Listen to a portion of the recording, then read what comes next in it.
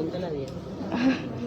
Bueno, muchachos, ustedes saben que para iniciar todos estos procesos de necrosis, de adaptación, de metaplasia, de displasia, incluida la neoplasia posteriormente, primero tiene que haber algo que se llama lesiones celulares o lesiones pues, en el tejido. Si el que quiera ir participando, el que ir aportando, puede ir haciéndolo. ¿Ya?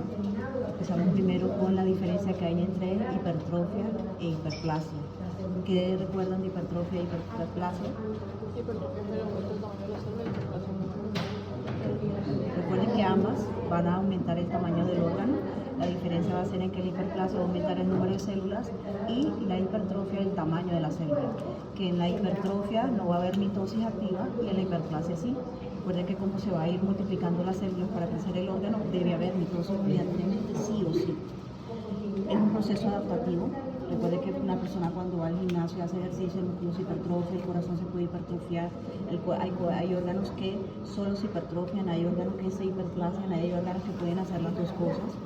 Entre el que solo se hiperplasia está el que es hipertrofia del corazón. El corazón puede hipertrofiarse, el músculo puede hipertrofiarse, ¿cierto? Crece el tamaño de la célula. Entre los órganos que se hiperplasian tenemos la próstata. Y entre los órganos que pueden hiperplasiarse y pueden hipertrofiarse tenemos el útero. ¿Okay? Por razones que pueden ser fisiológicas o patológicas. Recordemos que ambos procesos pueden llegar a ser fisiológicos y patológicos.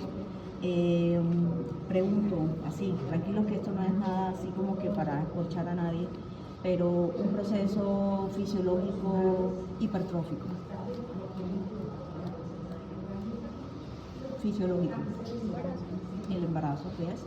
Entra dentro del proceso fisiológico porque está dentro del desarrollo, pues, o dentro de las fases de la mujer, una fase reproductiva. Mencióname un proceso hipertrófico patológico. Hipertrófico patológico. ¿En el útero? Hipertrófico patológico. ¿En el corazón? ¿Cuál, por ejemplo? La hipertrofia ventricular izquierda. La hipertrofia ventricular izquierda, todo tipo de hipertrofias en el corazón asociadas a hipertensión arterial, es una hipertrofia patológica, muy bien, Zaira. Bueno, ahora mencionemos una hiperplasia benigna. La de la próstata para los señores mayores de 55 años. Recordemos que la próstata se crece de tamaño en todos aquellos hombres que pues obviamente son mayores de 50 años, la próstata empieza a incrementarse de tamaño y es un proceso fisiológico que va de la mano con la edad. Y muy contrario al proceso que le pasa al útero, ¿no? Porque el útero en la mujer cuando entra en menopausia, el útero se atrofia, mientras que en los hombres la próstata se hiperplasia. ¿Listo? ¿Qué nos faltaría por mencionar? Un proceso hiperplásico patológico. Hiperplásico patológico. La de endometrial, no hay un carcinoma. Exactamente, todas las neoplasias que podríamos considerarlo, aunque ya neoplasia es un proceso patológico, podríamos incluso hipertrofias, en las hiperplasias, podríamos ver todos aquellos aumentos de tejido que vienen antes de lo que va a considerarse una metaplasia, todo el tipo de adaptabilidad para considerarse displasia. Y después, recuerden que la displasia, que aunque nos la explicaron después de todo el proceso de adaptaciones de lesión celular, la displasia es el paso antes de la neoplasia. Recuerden que primero va a haber una metaplasia, que es un proceso adaptativo del tejido, después va a haber una displasia en caso de que no se corrija la lesión o en caso de que el hábito siga, por ejemplo el hábito de fumar, la persona que de pronto come y se acuesta y no hace el proceso digestivo, ya va a estar propenso al esófago de Barrett. ¿Ya? Entonces, si no se corrigen esos hábitos o no se corrigen esas lesiones, vamos a tener displasia y por consiguiente pues una neoplasia.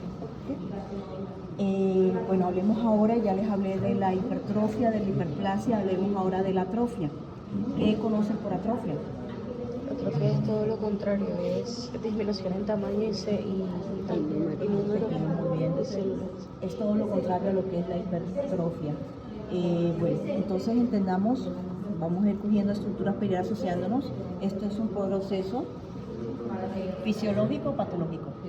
fisiológico, ¿cierto? Acá tenemos el producto de un embarazo, un útero que está en estos momentos grávido, pero está crecido de tamaño. Esto es un proceso fisiológico normal, el cual nosotros lo conocemos como embarazo, y esto es fisiológico normal.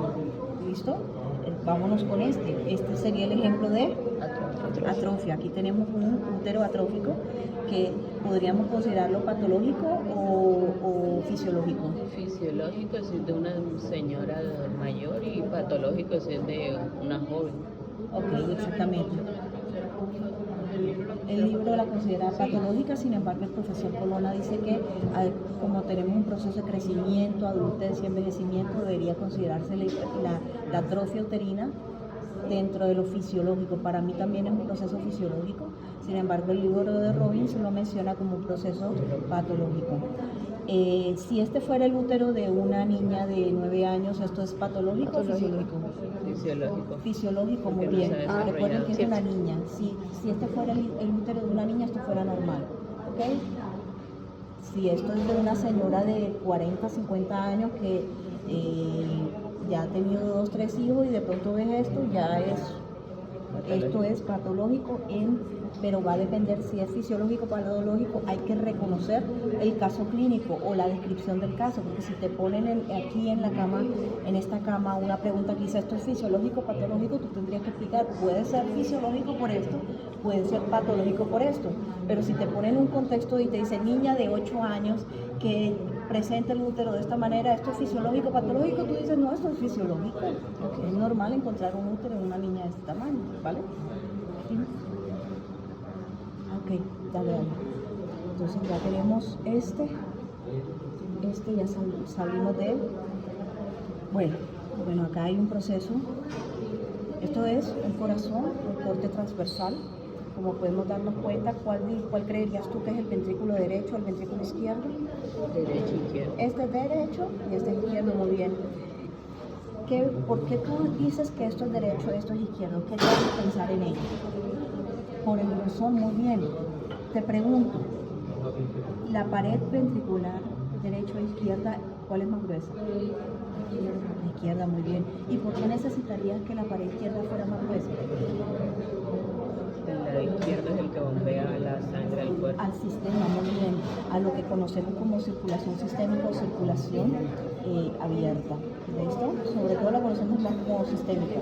Entonces el corazón en el ventrículo izquierdo necesita impulsar más sangre al cuerpo y por ende necesita que haya una mayor fuerza, ¿cierto? Lo que llamaríamos como obviamente precarga, poscarga y gasto cardíaco, pero eso ya es de fisiología del semestre pasado. Entonces tú necesitarías que hubiese mucha más masa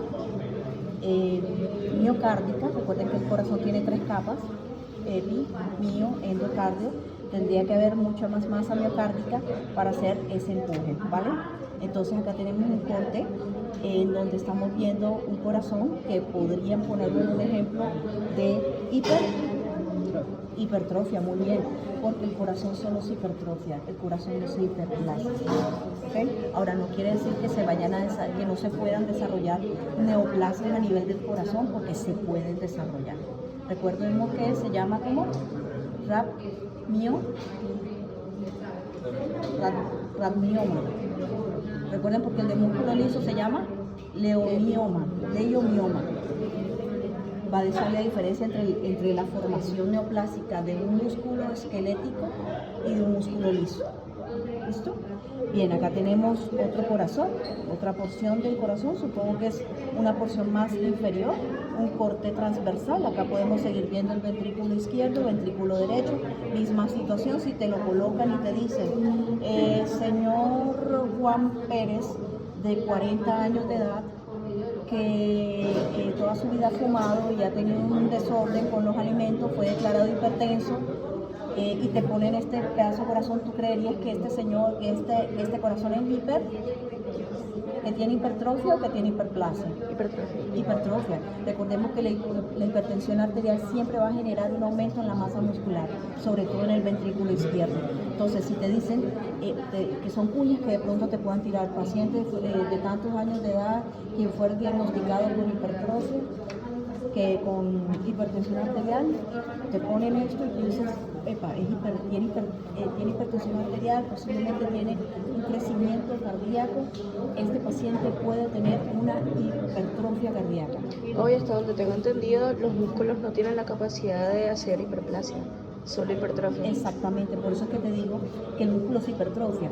En el ejemplo que ella nos estaba colocando, un maratonista que se tira 10 kilómetros haciendo una maratón, él va a tener súper desarrolladas sus piernas, sus brazos.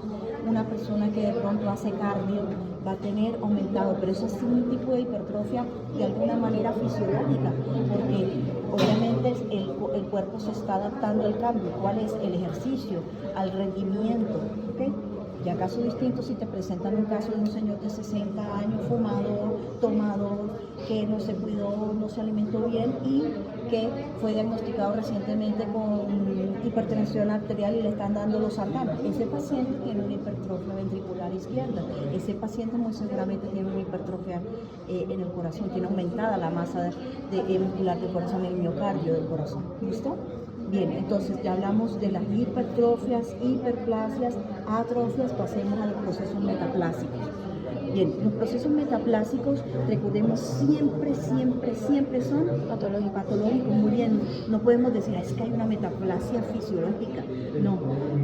En los ejemplos más fehacientes tenemos el pulmón de un fumador, vamos a tener el esófago de Barrett. Recordemos que la mucosa gástrica tiene un epitelio de qué tipo. Recordemos un poquito de histología. La mucosa gástrica. Cilíndrico. Va a tener un tejido cúbico con presencia de células caliciformes. ¿Por qué vamos a tener presencia de células caliciformes en el estómago? Para convertir el ácido del estómago. Exactamente. Recordemos que el estómago tiene dos células principales, que son las células parietales y las células principales. Las células parietales se encargan de la segregación del ácido clorhídrico y las principales de la segregación, que en este caso serían las caliciformes del estómago, solo que acá tienen otro nombre. Ellas se van a encargar de la segregación de la mucosidad para la protección de la mucosa gástrica, no solo de la regeneración de la mucosa, sino también de la síntesis junto con ciertas enzimas para la segregación de bicarbonato de sodio en las horas no prandiales, es decir, en las horas en las que tú no estás comiendo. Por eso es que tu mucosa gástrica no se quema cuando tú no estás, de pronto, que tú ya desayunaste, porque tú desayunaste, pongamos un ejemplo, a las 7 de la mañana, almuerzas a las 12, ¿por qué no se te quema la mucosa a las 10? Precisamente porque esas células están trabajando. Cuando hay comida, hay presencia de comida y hay un estímulo, se activan las parietales para la segregación de ácido clorhídrico, y cuando tú no estás comiendo, en ese lapso en que ya se hizo la digestión del bolo alimenticio, pasó a duodeno, allí están trabajando las principales en la segregación de esa mucosidad, protegiendo la mucosa gástrica. ¿Qué pasa con el esófago de Barrett? Ustedes saben que cuando nosotros dimos histología en el tercer semestre, nos dieron un punto, ¿cierto? Un punto en el que cambiaba el epitelio de estómago a epitelio de esófago. Que el epitelio del esófago, estamos hablando de un plano estratificado, no queratinizado. ¿Se acuerdan? Entonces, ¿qué va a pasar en el esófago de Barrett? Ustedes saben que nosotros tenemos un punto que no es un esfínter, que se llama Gardias. Ese punto, que no es un esfínter, allí en ese punto va a cambiar el epitelio de plano estratificado no queratinizado de esófago a cúbico con presencia de células caliciformes en el estómago. Entonces, ¿qué pasa? Cuando una persona come y se acuesta, en la comida se regresa. Recordemos que el sistema digestivo es un tubo. O una persona que de pronto consume demasiado picante, una persona que tiene demasiadas regurgitaciones, que de pronto se le viene la comida, el reflujo gastroesofágico, le llaman eso inicialmente. Esas personas, ese alimento que se mezcló ya con ácido, porque apenas llega el estímulo al estómago, se empieza la segregación del ácido clorhídrico. Recordemos que el estómago tiene un pH. Listo. El estómago tiene un pH. ¿Cuál es el pH del estómago? Sí, muy bien, 2. Entonces, ¿qué va a pasar con ese epitelio de esófago que no está adaptado, que no tiene esa presencia de células caliciformes, que no tiene esas células principales? Se va a quemar. Se corroe el tejido. Entonces, en ese proceso adaptativo en el que el esófago trata busca la manera, el epitelio del estómago se extiende. Recordemos que el esófago tiene 2/3 partes, dos de músculo liso, una de músculo esquelético que está en el primer, ¿cierto? Aquí vamos a tener un músculo esquelético que ayuda en la deglución y acá vamos a tener puro músculo liso. Entonces, una de las 2/3 partes va a buscar adaptarse, la que está más pegada al estómago. Entonces, se va a correr ese epitelio se va a extender a esa porción de estómago, a esa porción de esófago. Y allí es cuando ocurre la metaplasia, es decir, ese cambio de epitelio, que es adaptativo, pero no es fisiológico, es patológico. Si este paciente sigue comiendo, si este paciente sigue teniendo reflujo gastroesofágico, si este paciente sigue teniendo esas regurgitaciones, ¿qué va a pasar? Muy seguramente el estómago sigue generando ácido, sigue pasando ácido al estómago y siguen apareciendo unas formaciones que se llaman pólipos.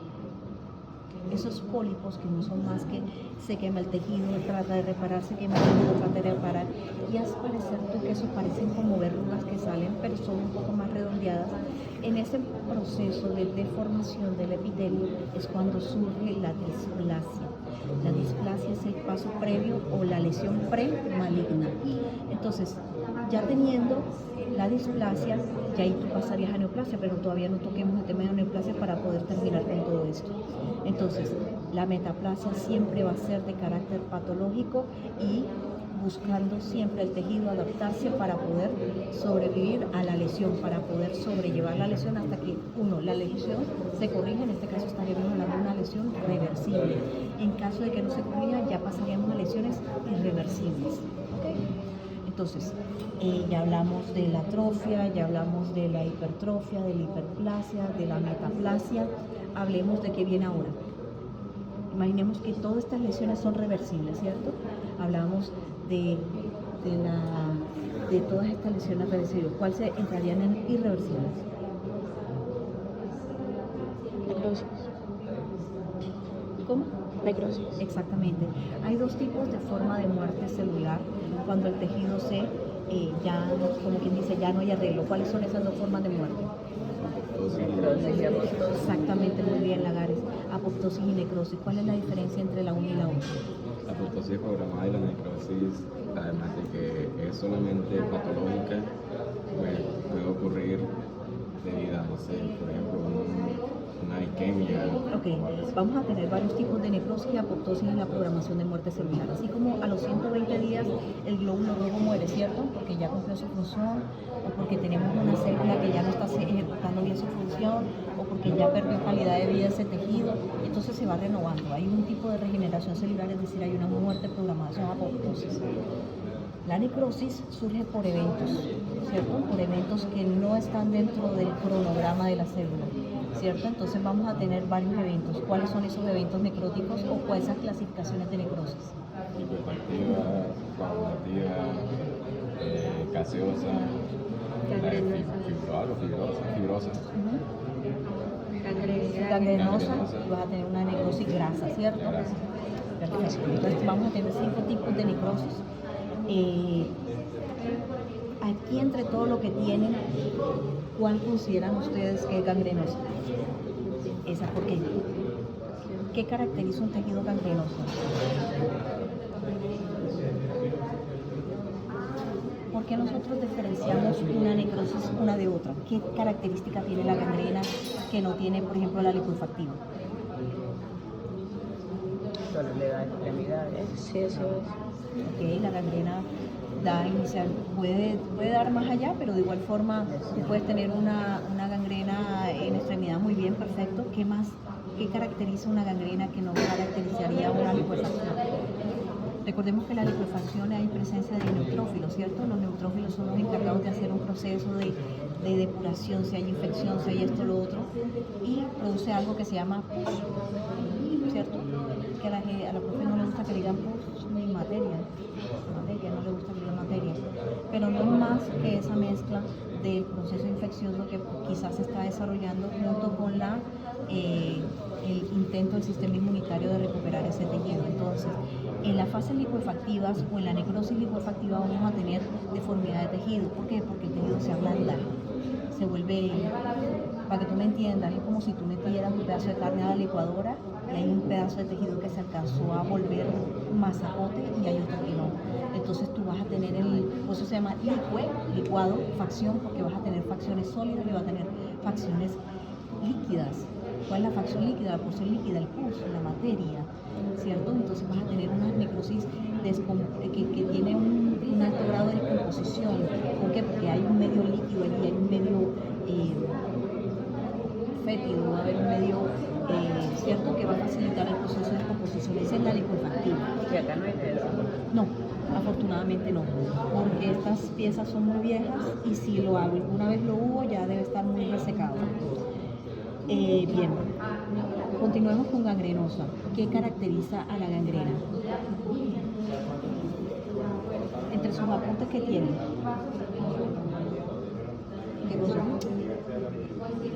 Combinación de la necrosis coagulativa y de la liposucción. Ok, claro que sí. Recordemos que este caso es un claro ejemplo de un pie diabético. ¿Quién quiera tener la oportunidad de ver un pie diabético, por lo menos de una persona viva? Tú, ¿cómo lo has visto? O sea, en el caso que vi, digamos que el pequeñito, o sea, no lo movían y era como que Va a tener áreas de resecación negras donde va a haber necrosis, donde va a tener tejido muerto y va a haber áreas de tejido donde el sistema inmunitario va a tratar de recuperar ese tejido, ¿cierto? Va a tratar de hacer, entonces vas a tener eso, vas a tener la sumatoria de las dos. Recordemos que en la diabetes mellitus, cuando ya hay procesos de pérdida de la sensibilidad, el paciente diabético, lo digo por experiencia de mi madre, es un paciente que va a ir perdiendo poco a poco la sensibilidad. Cuando tú tengas un paciente que te llega diabético y tú le ves los piececitos, va a tener resequedad en el pie, va a tener formaciones callosas, en piel resecada, piel indurada, y entonces tú le tocas la pierna y tú le dices, usted siente, por ahí siento un poquito, le dice el paciente. Pero ¿sabes por qué ocurre esto? Porque la diabetes mellitus causa muerte de los nervios. Entonces este paciente lo inicial es que va a empezar a sentir hormigueos, adormecimiento de las extremidades, le van a empezar a picar los deditos, este paciente va a empezar a picarle aquí, lo vas a empezar a sentir, va a haber pérdida de la sensibilidad. Y cuando ya vienes a ver, ocurre esto, que es un resecamiento, una necrosis. Entonces vas a tener la sumatoria de los dos, vas a tener un tejido seco, negro, indurado, que ya el paciente no siente y tú le tocas y no siento nada. Entonces sí, te van a decir que le apareció ayer, y eso no apareció ayer. Escuchen liberal, porque lo van a escuchar demasiado. Entonces te dicen, no, me apareció ayer, una necrosis, no por un momento a otro. Entonces vas a tener áreas indurales, vas a tener áreas con pus, donde todavía el tejido trata de recuperar, ¿cierto? Entonces esta es la gangrenosa, la sumatoria de las dos, muy bien. Entonces ya hablamos de la gangrenosa, ya hablamos de la liposuctiva, ¿qué otra tiene por ahí para la coagulativa? ¿Qué ocurre en la necrosis coagulativa? Secundario un evento isquémico. Perfecto, secundario un evento isquémico. Entonces, esa pieza que tienes ahí, ¿considerarías tú que es coagulativa? Yo diría que sí. ¿Y por qué creerías tú que sí? Descríbeme por qué tú crees que sí. Está negro. Muy bien, recordemos que la necrosis coagulativa es la interrupción del fluido sanguíneo, ¿cierto? Entonces, posterior a un evento isquémico. ¿Qué es isquemia? Alguien que se sepa una definición de isquemia. Se los acabo de decir. Isquemia, no importa. Que se interrumpe el flujo sanguíneo. Exactamente, muy bien. La isquemia es la interrupción abrupta del fluido sanguíneo que impide la oxigenación del tejido. ¿Cómo se va a ver ese tejido inicialmente? Antes de verse así, porque ya esto fue después, pero antes de, o sea, blanco, muy bien. Si tú tienes un tejido que está irrigado en sangre y de pronto debería verse rojito, ¿cierto? O color rosado, que es su normal, su apariencia normal, y de pronto tú interrumpes el flujo, se va a empezar a ver pálido, entonces blanquecino, pálido, sin color. Entonces, después de la isquemia viene esa necrosis, ¿cierto? La muerte celular, ¿por qué? Porque no recibió el nutriente, porque no recibió el oxígeno, y este órgano se tiende a ver oscuro, ¿cierto? Se tiende a ver negro, oscuro, dorado, su lado, depende también del tejido. En este caso tenemos un intestino delgado con epitún, con mesentero. Y como preguntan ahí, tiene algo que no sabe. ¿Qué cosa? Si a ti te dicen, por ejemplo, lo que he preguntado de semestres anteriores, te ponen la pieza y te dice, paciente de tantos años que sufrió un evento vascular a nivel del intestino, en donde hubo una interrupción del flujo sanguíneo, ¿qué creería usted, teniendo en cuenta que esta pieza sea del paciente? ¿Qué cree usted que pudo haber pasado en ese órgano? Tú tienes que decir, ocurrió un proceso isquémico que desencadenó. Pero no es de ABCD. ¿Ah? Es de ABCD. Sí, es de ABCD. Aunque algunos me han dicho, pero son como que patrones viejos de lo que he visto, que antes eran abiertos. Entonces, creo que cuando es de ABCD uno puede ayudarse mejor porque te ayuda a recordar. Entonces, si este paciente te lo presenta, tú tienes que decir, ya tú sabes que aquí este paciente tuvo una isquemia, tuvo una lesión que corresponde posterior a una lesión irreversible, que es una necrosis coagulativa, y la describes y ya. ¿Qué otra? Gaseosa. Esta que se le pierden los pliegues, ¿cómo es que se llama? Ok, recordemos que cuando estábamos hablando de la lipoesactiva, hablábamos de que hay pérdida de tejido, hay pérdida de la forma del tejido. Así como cuando hablamos de la gangrenosa, que vas a encontrar pérdida de tejido que se está deshaciendo, la lipoesactiva va a tener pérdida del tejido, pérdida de la forma del tejido, porque no es lo mismo encontrar un tejido necrosado, pero que tiene la forma, cambia el color, pero conserva la forma, a un tejido que ha perdido la forma. Por ejemplo, esto le falta algo, ¿cierto? Y aquí no hay ejemplos de lipoesactiva. Pero esta que no tiene los pliegues. Pero sí se le ve. No se le ven como acá.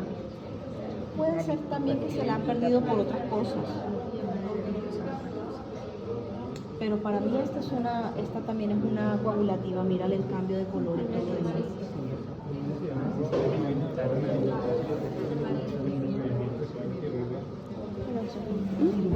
Pero si quieres yo te lo paso. ¿Cuál falta?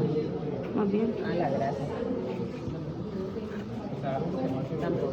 Pero ahorita espérate.